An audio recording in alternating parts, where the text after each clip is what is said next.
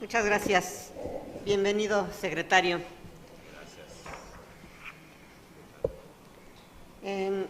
Como diputada y en representación del Grupo Parlamentario del Partido de Acción Nacional de este Congreso de la Ciudad de México, nos complace a mí y al Grupo Parlamentario darle una cordial bienvenida. Aprovecharé su presencia para mi intervención para hacerle conocer la postura que guarda el Partido de Acción Nacional respecto a este tema de la cultura en diversos temas. Convencidos que estamos nosotros de que la cultura es fundamental para el desarrollo armónico no solamente de las personas, sino de la vida comunitaria y en este país, en esta ciudad principalmente, bueno, pues vemos que es algo que deberíamos estar impulsando fuertemente, no solamente por el tema cultural en sí, sino por lo que significa en cuanto al desarrollo, al tejido social y todo lo que de alguna manera sirve a nuestra comunidad.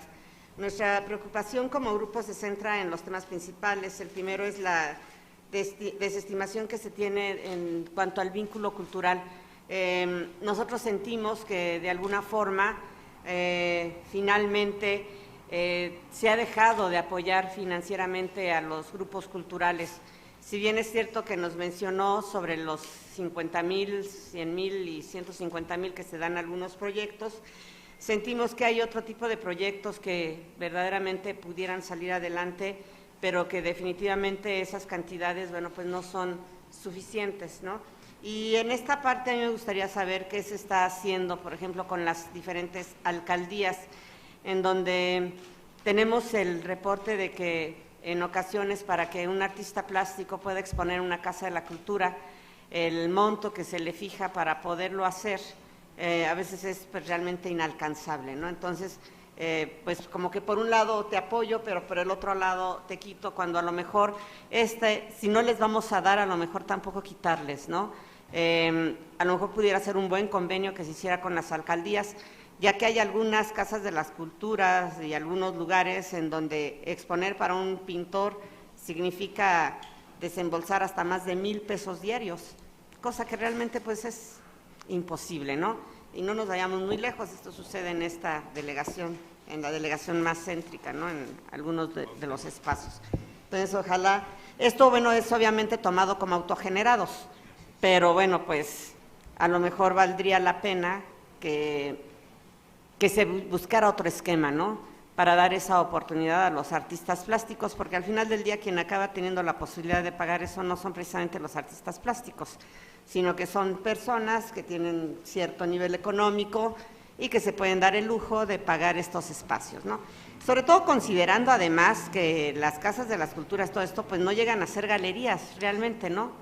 Entonces, pues como que el cobro es excesivo. Entonces, en lugar de estar promoviendo, pues estamos desincentivando la posibilidad de que verdaderos artistas plásticos se posesionen de esos espacios. Y hablo de esto porque al final del día eso que se expone en una casa de la cultura es lo más cercano a la gente, a la población, una población que hay que decirlo no muy afecta a las expresiones culturales de este tipo, ¿no? Entonces valdría la pena que a lo mejor lo que se les empezara a dejar ver en esos espacios sin cobrarles a artistas plásticos sería el verdadero arte que se está haciendo actualmente, ¿no? Entonces, ojalá esto pudiera cambiar y creo que en eso la Secretaría de Cultura tiene mucho que ver, ¿no? A lo mejor cambiando un esquema de financiamiento para las casas de cultura y estos espacios y que no forzosamente tengan que vivir de los autogenerados. Todos conocemos que muchas veces las actividades que se desarrollan ahí no propiamente tienen que ver con la cultura. Entonces, vale la pena que se revise y que se haga un nuevo diseño, a lo mejor de lo que pudiera ser una casa de la cultura, sin que esto signifique que esas actividades que hoy se dan en las casas de la cultura dejen de hacerse. Creo que dar clases de ajedrez se puede hacer en cualquier lado o de algunas otras actividades, ¿no?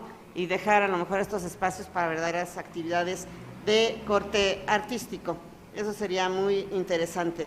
Tengo algunas otras preguntas que me gustaría irlas mencionando.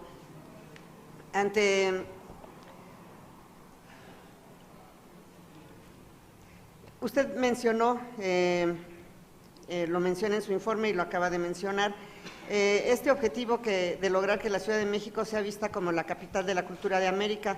Y al respecto me gustaría hacerle una serie de preguntas para conocer los avances y cómo se puede en un momento determinado llegar a cumplir esto, ¿no?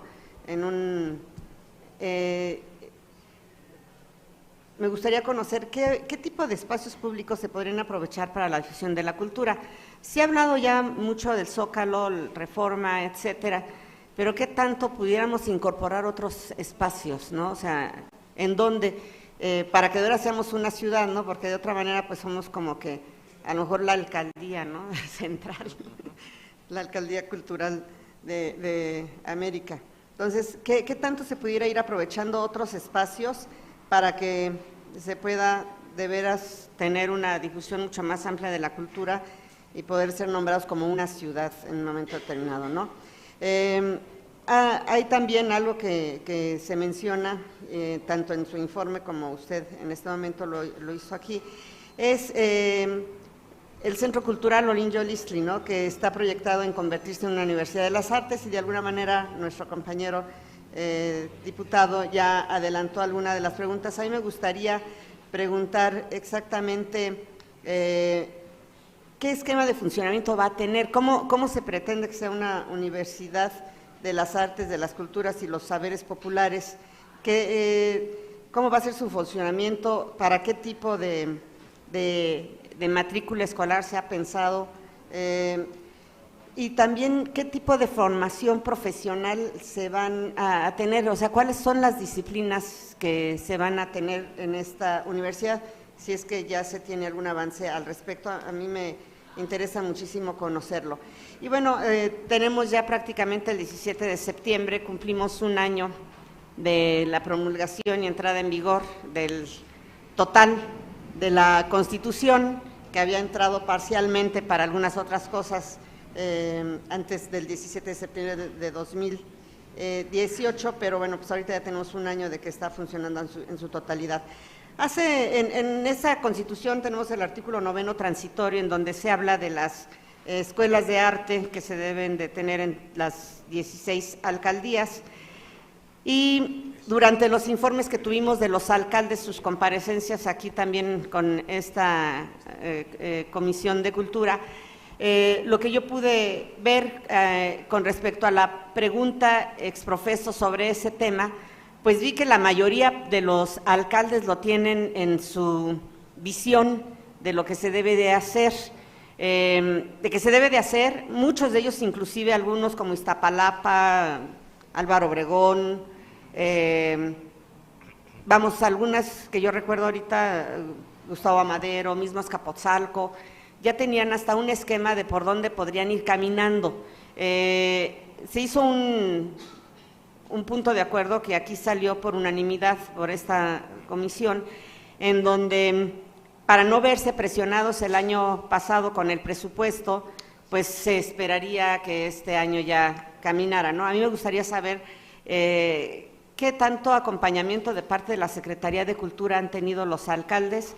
No es algo que yo quisiera generalizar, pero en esas intervenciones que tuvieron los alcaldes, muchos tenían muy claro lo que querían, habían ya visto espacios, etcétera, y algunos otros no tan claro, ¿no? Sobre todo por este vínculo que hace el 9º transitorio con el Instituto Nacional de Bellas Artes, en donde no estamos haciendo casitas de la cultura, ni tallercitos, en donde lo que se pretende es que en algunos lugares haya las escuelas de iniciación artística, en otros los bachilleratos, y en donde sea posible, pues las escuelas profesionales de educación artística, ¿no? Entonces me gustaría saber si ustedes han tenido un vínculo como secretaría, si se tiene algún avance, si va a venir proyectado en el próximo presupuesto este apoyo a las alcaldías. ¿Qué podemos esperar al respecto? Eso es una de las preguntas que me gustaría ver qué se ha avanzado al respecto, ¿no?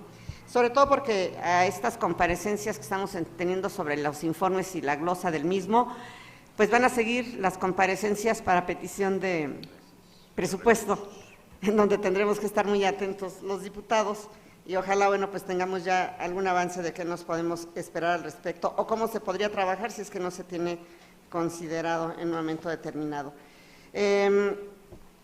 También me gustaría saber, bueno, ya nos habló un poco de las afectaciones al patrimonio cultural y algunas otras cuestiones.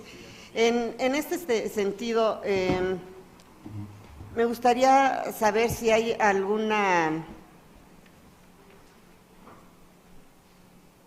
si se hace algún seguimiento, especialmente con el Fonden. La verdad es que se tenía desde hace 2 años ya dicho más o menos cómo iba a funcionar, en dónde iba a funcionar, etcétera. Yo pongo el ejemplo que tengo más cerca y me imagino que es algo que está pasando en todos lados, la exparroquia de Azcapotzalco, hoy catedral de Azcapotzalco, que tiene fracturado su coro, que trabaja todos los días ese edificio, es parte de nuestro patrimonio, que desde hace 2 años se tenía ya muy claro qué se debería de hacer, que el diputado Ricardo Fuentes, lo estaba confundiendo con el senador Víctor Fuentes, no sé. Ricardo Fuentes me ha acompañado, porque me acompañó a Antropología, me acompañó a la secretaría que usted, de la cual usted es titular, me acompañó con algunas otras instancias, y bueno, pues vimos que lo único que podía tener esa parroquia, ahora catedral, era ese presupuesto que finalmente ya estaba destinado. Hasta el día de hoy no se ha aplicado nada. Estamos muy preocupados porque, bueno, eso es resultado de los sismos y se supone que es un recurso que ya se tiene etiquetado y listo para ejercerse, pero no lo vemos que se ejerza. Y a eso hay que sumarle, además, lo que ya habíamos comentado del mantenimiento que significa, ¿no? Además, aquí hay que decirlo con todas sus palabras. Muchas veces decimos, si es la iglesia, pues que lo reponga de las limosnas, y sabemos perfectamente que el padre Zenón, quien se hacía cargo de esta iglesia, que ahora ya no lo está haciendo, bueno, de este templo, que ahora ya no lo está haciendo, hacía fiestas, recolectaba y sí destinaba recursos y jalaba muy de la mano con las reglas de operación que se le ponían. Ustedes ponen una parte y nosotros ponemos la otra, ¿no? Entonces, no estaba nada más así como que pidiendo para que le dieran, ¿no? Y poder salir adelante, sino que estaban cooperando. Entonces, pues todo eso se ha quedado así como que en buenas intenciones, pero hasta ahorita no vemos que avance absolutamente nada. Entonces, ¿qué vínculo hay ahí? ¿De qué manera puede ayudar la Secretaría de Cultura con el Instituto Nacional de Antropología para que estos fondos, que finalmente ellos son los que los manejan, pues caminen rápido y no solamente parezcan una buena promesa de que se van a poder aplicar en un momento determinado? Y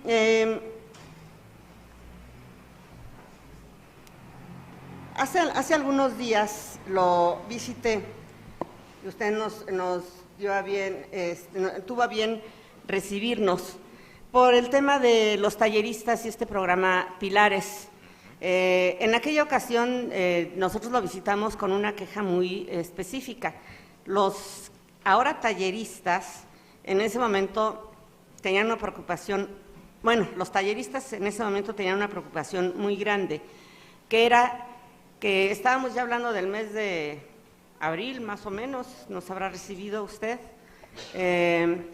mayo, sí, aproximadamente, no se les había pagado, era una queja que tenían, pero además tenían una incertidumbre muy grande porque no habían firmado ningún tipo de contrato hasta ese momento, cuando históricamente llevaban algunos 15 o 20 años trabajando ahí, y como talleristas firmaban esos contratos que también yo los he criticado mucho, que desde luego es una herencia que traemos desde antes de que esta ciudad se democratizara y se pudiera elegir al jefe de gobierno, por lo menos, de esos contratos inhumanos de eventuales de 2 meses, 28 días, ¿no? Pero finalmente ellos ya los tenían, de alguna manera laboralmente, en alguna injusticia pueden acudir ante las juntas y presentar demandas correspondientes.